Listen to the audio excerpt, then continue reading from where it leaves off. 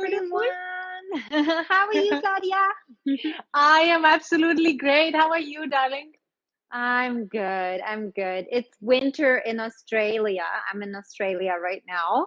Yes, So it's we know cold. I'm that. wearing a sweater, Oh but my God, yes, of course. The weather is yeah, opposite over there. that's right. It's super cold right now. It's But frosting at night. It's not but snowing where I am, but yeah, it's beautiful. okay. But hey, you're a German girl, so you I must be used to know. a little bit of cold and snow. I know India spoiled us all with this beautiful hot weather, It but has. And I've lived in India for a decade. I've lived in India since 2010, and this is my first proper year. couple of months winter I am experiencing after a long Oh, time. I So think it will yeah, take a little time for the body to adjust. yes, it's still a Australian winter, so it feels like a very cold and chilly spring, a German spring, I would say. Oh, So it's not like okay. super cold. It's still Australia. Okay. So it's still good. You can still manage that. But listen, as we are Absolutely. talking about the countries and we are talking about the changes, so I would like to question you about your Yes. dietary changes because, of course, you growing up eating schnitzel and klöße, probably, Hmm. right? The German typical food. Absolutely. And then you Yes. were for a decade in India and you were dealing with the spices and completely different food taste, kind of food. And now you're in Australia. Yeah, So what was the that's most right. challenging if comes to food and how much did you really have to adjust? And what was the Well, most difficult one? one good thing is that in most countries, and especially in Germany, in India, and in Australia, there's one food that all of them love, which Which is? is potato. Oh, yes. Everyone loves potato. And Yeah. so that's like one common thing across all the different, and I love potato in every form. Okay. Okay. So whether that's your mashed potatoes or your knödel, versus your French fries or pan fried potatoes, or it's Okay. your aloo sabzi in India in so many different forms, or aloo Right. paratha, or Yeah. all these different awesome things that you can make from potato. So I have stuck to my love for potato across the spectrum. It is definitely something that is a starchy vegetable. So it is my carbs that is in a lot of my foods. Right. But then, yeah, I mean, obviously, Germany has a very different culture when it comes to food than India. You know it. In Germany, we like lightly seasoned food, I would say, salt, Right. pepper, maybe a parsley or a dill. And And it then if ends there. you're, yeah, if you get a bit more experimental, maybe a rosemary, a thyme, Yeah, you know? yeah, the time. Yeah, And that's yeah, like yeah. more of your fancy, maybe a dash of red wine or something in your sauce. But In your that's where, sauce. like, yeah, you basically want to taste your vegetable. So you want to That's taste the right. tomato in the tomato sauce. You want to Right. taste the carrots and the celery. You want to taste each one of the vegetables in Ingredients, your yeah. food. While in India, everyone is known for their homemade masala recipe.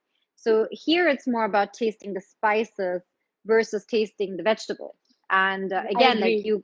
you come to someone's house and you compliment the masala mix more than you compliment over great vegetables. While in That's Germany, you right. would be like, what a great carrot. Yeah. In India, it's more like, wow, like what do you use in your masala recipe? In your curry, I've never tasted a dal like this or something like that. It's Right. mostly About regarding the spices spices. and the preparation. I Yeah. agree. So how about Australia? Mhm. How is it there? Australia is obviously more close to Western cuisine. Probably your general Australian food is probably closer to something that you get in California, Okay. in America. Right. Avocados is a big thing in Australia, very big thing. Smashed Oh, avocados. Yeah. So there isn't, well, there are few edible things that are native to Australia. Some yams, I believe, right. barley, I think. A couple of things that are like originally Australian. But Okay. mostly during the colonization, the Europeans brought their kind of food over here. And Right. so most things that you eat, it's not like South America where you still had corn and tomatoes and capsicum that became a crave around the world Great. once they were Yeah. Yeah. discovered. In Australia, it's not really like that. It's more like whatever has been brought to the continent, um, whether that's cattle or sheep, for milk and meat, chickens for eggs, or yeah, corn, wheat. It's all very Right. European food.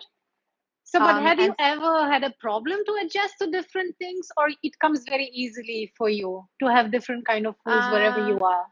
so my first trip from Germany or from Europe to Asia was to Thailand. And I lived in Okay. Thailand, in Southeast Asia, in the Philippines, for my Okay. first 2 years when I was a model. Oh, oh, I didn't know Yeah. that. And after that, I lived in India for 10 years. So my first culture shock or food shock was in Thailand. First time Yeah. I had such spicy food, and a Thai green curry can Oh, blow your mind. minds. Yeah, I And know that. that was 13 years ago almost now. So Wow. 13 years ago, it was more street food. It was more of like the real Thai food. Now, of course, everything is very touristy and like it's a lot more international. But at that time, like I had the food from the street stalls, so spicy, obviously really hot cooked, so it's not full of bacteria because on the Right. street, you know how it is. Like water Yes. isn't as clean as The hygiene, yeah. yeah, out of a filter. So yeah, that was like definitely like my first 2 weeks to a month in Thailand was where my stomach just went upside down. And Oh, then when I came to India, I did an acting school for 4 months. And okay. during that acting school was the first time that I really connected to like locals, my Okay. fellow actors. And they would eat sandwiches at the roadside, have pani puri on the roadside. And I was like, I'm gonna have that too. And they were like, No, Evelyn, no, you can't have the pani You puri. cannot. That was 10 years ago.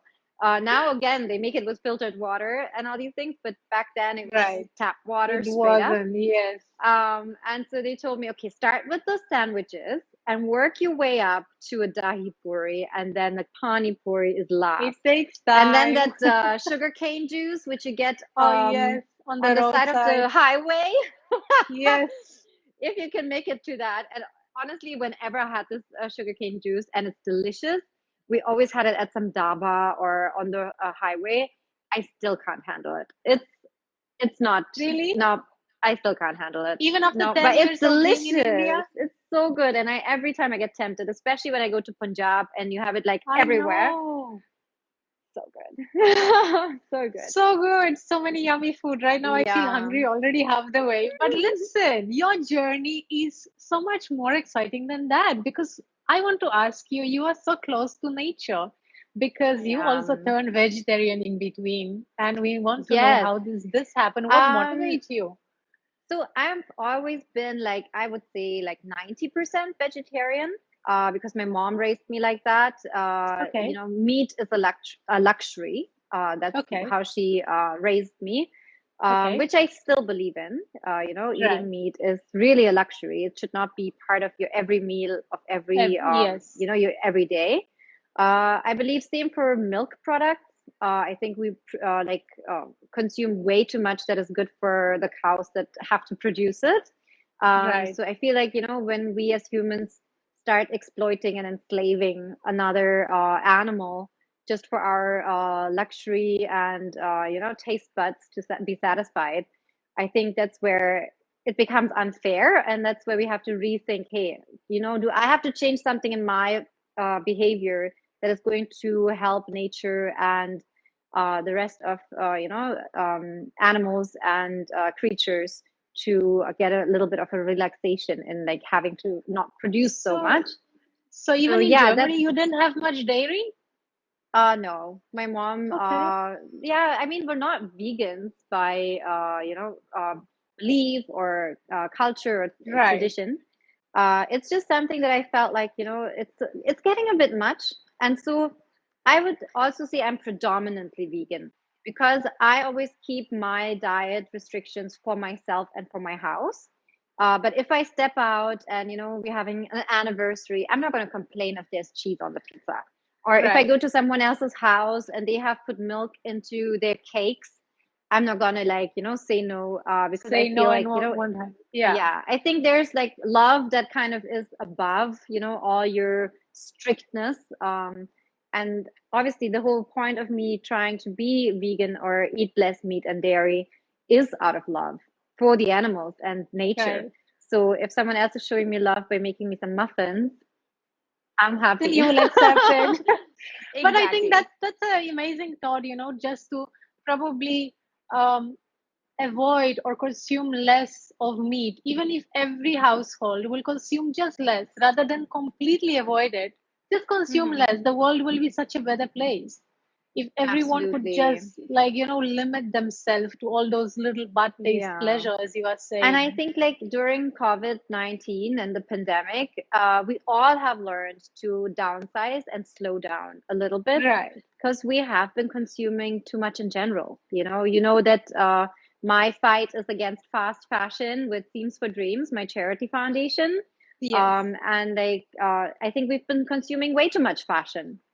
We've been consuming things like they need to come new every day, and now we're like upset with Netflix because we've seen everything. And we need more content. We need fast content. We need fast fashion. We need Yeah. fast food. We need everything Fast. fast. Everything fast. It's like a part of Yeah, entertainment. Rather than nourishing your body, food has become a part of yeah, entertainment, which is not supposed to be yeah, like that. And you are right, during COVID-19. Right now, I think people are being more aware of the fact that, immune system has to be stronger, that we have to nourish right, ourselves much in a much better, healthier way. So right. hopefully all those changes will stay for a little longer, and Yeah, it and like will I've help. started actually in Australia to grow my own food. And like when you Okay. even like, the easiest thing honestly is to grow tomatoes, especially in the Right. climate like India. You can have them on Yeah. your windowsill or on a small balcony, just a Agree. pot of tomatoes. And you will see how long it takes even for a tomato. And it's a very fast growing fruit. But Even to grow to the size where you can harvest it, it's going to take a week or two, from like pollination of the little flower right. to Flower. become a little fruit tomato that you have to pluck. And then that one tomato tastes so great because it's been harvested when it's ripe, versus all these tomatoes that you get in the supermarket that have been harvested way early. So they ripen during the process of reaching the supermarket and Right. having a shelf life. And the Right. soil that they have been grown in is, again, fast soil. We need to grow it fast. So there's no actual nutrition value in your soil. So I'm really like a strong ambassador for grow your own food, at least something, even if it's beans, So does it mean you grow your have mung your own beans or garden? something. Yes, I do have my own little garden here. I'm trying. I'm trying. I'm actually going to pick up some new tomato plants tomorrow, because now it's getting a Whoa. little warmer spring here, so I can grow them again without having them freeze at night. So I'm gonna get some new plants. But Listen, Evelyn, we had so much more to talk, but I I know. want to I want to play with you rapid fire round. Let's make this chat a little more easy. I give you like few easy question, of course, mostly about diet, nutrition, about lifestyle, and you have to answer it within no time. Ready? Okay, All go. right. So I give you two options and you have to choose one of them. Okay. So kickboxing or karate? Oh, I don't know. Karate? Okay. I don't know. Pani puri or samosa? What's your favorite? Puri.